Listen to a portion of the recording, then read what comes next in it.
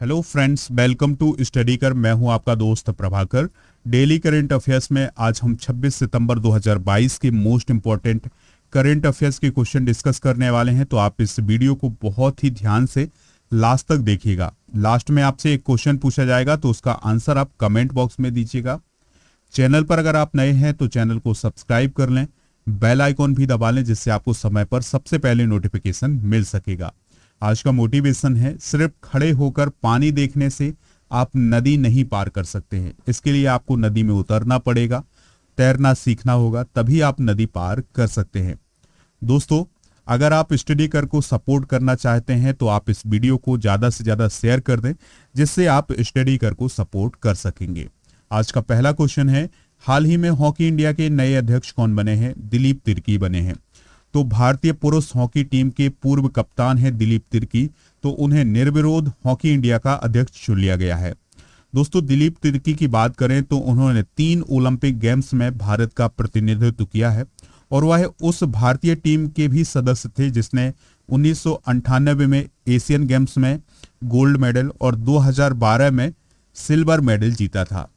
इससे पहले हुआ क्या था कि दिल्ली उच्च न्यायालय ने 26 मई 2022 को एक फैसला सुनाया और उस समय के हॉकी इंडिया के अध्यक्ष थे नरेंद्र बत्रा, तो उनको बर्खास्त कर दिया गया था। तो इस प्रकार से मई 2022 से यह पद खाली था, तो अब हॉकी इंडिया के नए अध्यक्ष दिलीप तिर्की बन गए हैं।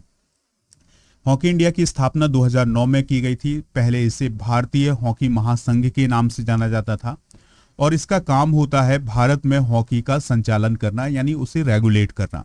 मुख्यालय नई दिल्ली में है। अगला प्रश्न है, झूलन गोस्वामी किस खेल से रिलेटेड है जिन्होंने अभी हाल ही में संन्यास लेने की घोषणा की है? तो वह क्रिकेट से रिलेटेड है। तो जो भारतीय महिला क्रिकेट टीम है उसकी तेज गेंदबाज थी झूलन गोस्वामी, सबसे सीनियर क्रिकेटर थी भारतीय टीम में। उन्होंने भारत के लिए 12 टेस्ट मैच, 203 वनडे मैच और 68 टी20 मैच खेले हैं और सभी फॉर्मेट में उन्होंने कुल मिलाकर 353 विकेट लिए हैं। इनमें से अगर हम वनडे की बात करें तो उन्होंने 253 विकेट लिए हैं और वह महिला क्रिकेट में सबसे ज्यादा विकेट लेने वाली गेंदबाज हैं। वह वर्तमान में एकमात्र महिला क्रिकेटर हैं जिनके नाम वनडे में 200 से अधिक विकेट हैं। तो ये सभी पॉइंट आप नोट करिएगा। अगला प्रश्न है, इंडियन न्यूज़पेपर सोसाइटी के अध्यक्ष कौन बने हैं? तो वो बने हैं के राजा प्रसाद रेड्डी। इसके अलावा उपाध्यक्ष कौन बने हैं? एम.बी. श्रेयम्स कुमार। तो उपाध्यक्ष एम.बी. श्रेयम्स कुमार हैं और के राजा प्रसाद रेड्डी जो हैं वो भारतीय समाचार पत्र सोसाइटी के अध्यक्ष चुने गए हैं। हाल ही में कुछ नियुक्तियां हुई हैं। बुर्जेस होल्डिंग्स का ब्रांड एम्बेसडर किसे नियुक्त किया गया है? शाहरुख खान को नियुक्त किया गया है। अटॉर्नी जनरल कौन बने हैं? मुकुल रोहतगी बने हैं। और अमेरिकन एक्सप्रेस के सीईओ कौन बने हैं? संजय खन्ना बने हैं। विश्व समुद्री दिवस कब मनाया जाता है? 24 सितंबर को मनाया जाता है। तो विश्व समुद्री दिवस पहली बार 1978 में मनाया गया था और इसको मनाता कौन है?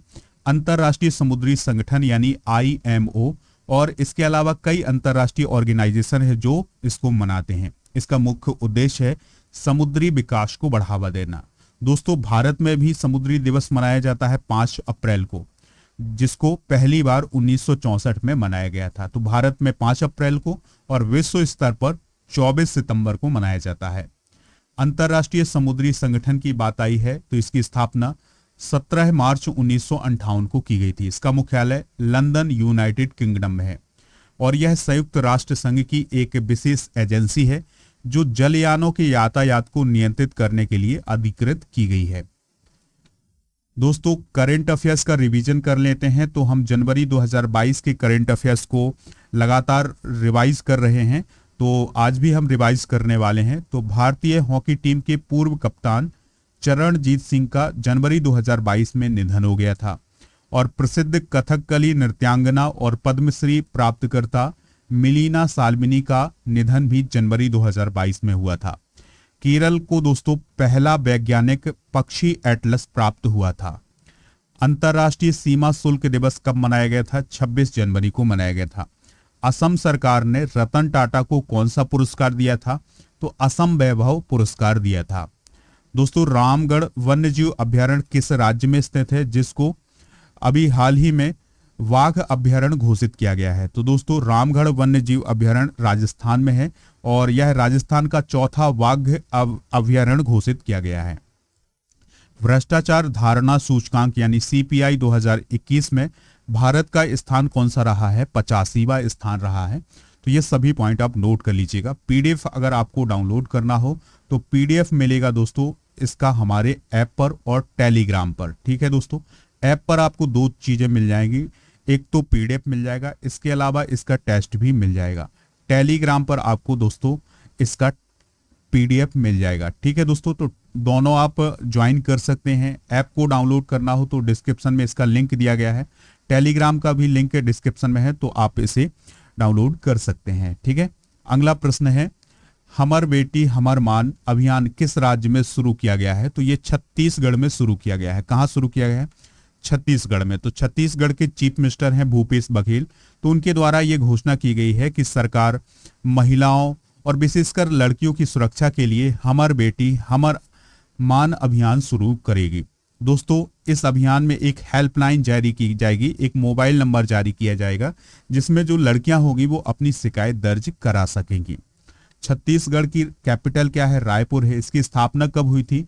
1 नवंबर सन 2000 को इसकी स्थापना हुई थी और ये मध्य प्रदेश से अलग हुआ था।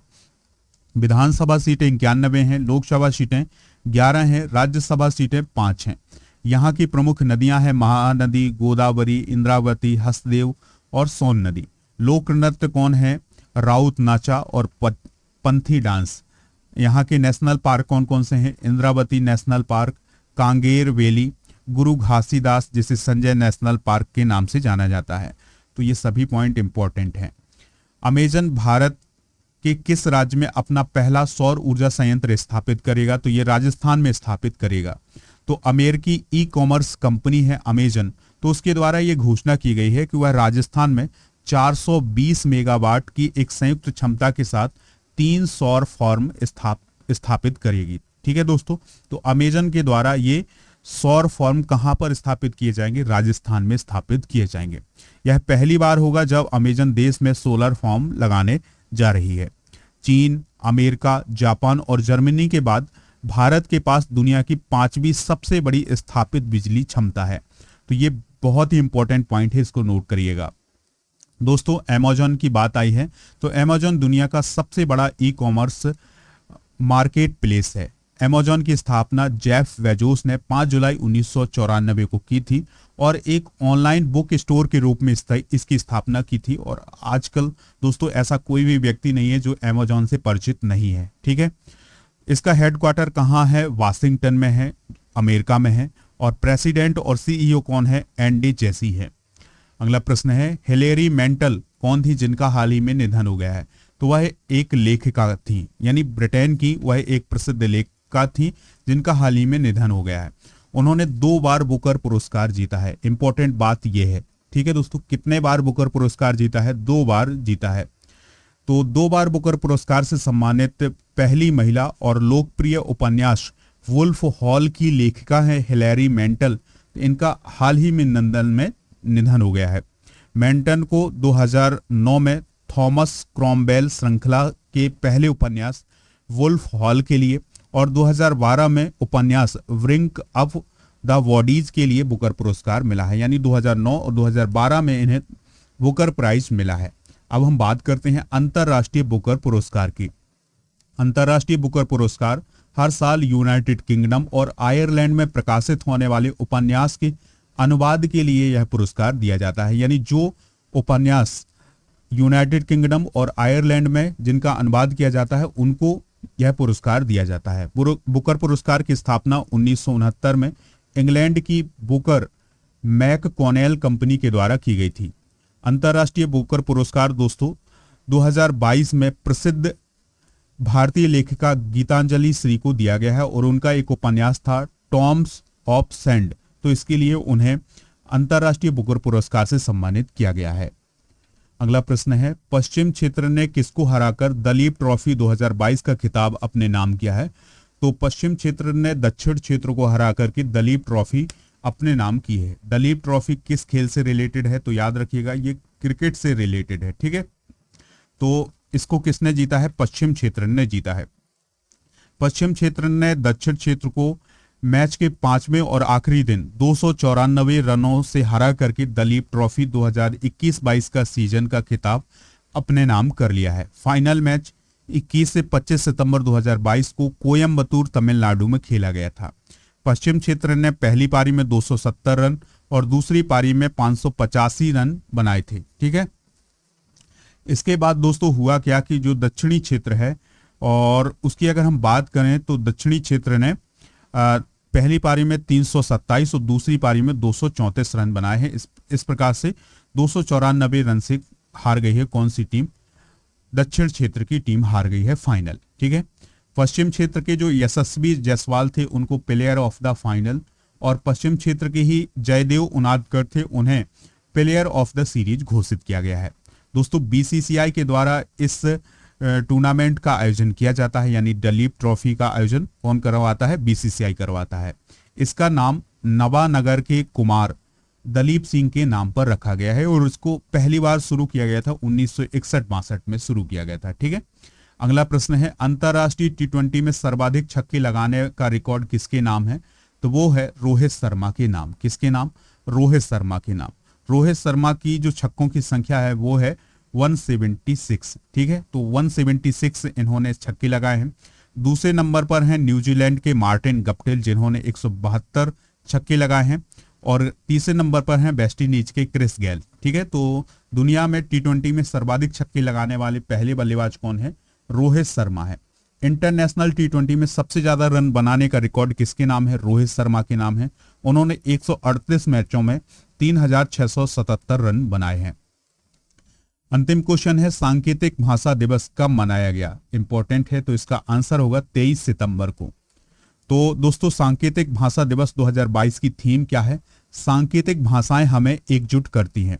सांकेतिक भाषा दिवस का जो उद्देश्य है वो है श्रवण शक्ति बाधित लोगों के लिए सांकेतिक भाषाओं का उपयोग ज्यादा से ज्यादा किया जाए और उसके प्रति लोगों को जागरूक किया जाए, क्योंकि जो सुन नहीं पाते हैं उनको संकेतों में समझाया जा सकता है। दोस्तों अंतरराष्ट्रीय सांकेतिक भाषा दिवस पहली बार 23 सितंबर 2018 को दुनिया भर में मनाया गया था। आज का क्वेश्चन है आपके लिए जिसका आंसर आपको कमेंट में देना है। तो झूलन गोस्वामी किस खेल से रिलेटेड है? तो इसका आंसर आप कमेंट बॉक्स में जरूर दीजिएगा। ऑप्शन है क्रिकेट, फुटबॉल, हॉकी या बास्केटबॉल। आंसर का इंतजार रहेगा दोस्तों, तो आंसर जरूर दीजिएगा। अगर आपको इसका पीडीएफ डाउनलोड करना हो तो टेलीग्राम और एप्लीकेशन से डाउनलोड कर सकते हैं। एप्लीकेशन पर मंथली करंट अफेयर्स और जो हाल ही में जो नियुक्तियां हुई हैं, इसके अलावा साइंस के 1000 से अधिक प्रश्नों का पीडीएफ भी मिल जाएगा, तो इसको भी डाउनलोड कर सकते हैं। लेक्चर पसंद आया हो तो आप इसे लाइक कर दें और शेयर कर दें सभी दोस्तों को सभी सोशल मीडिया प्लेटफॉर्म पर। जय हिंद, वंदे मातरम।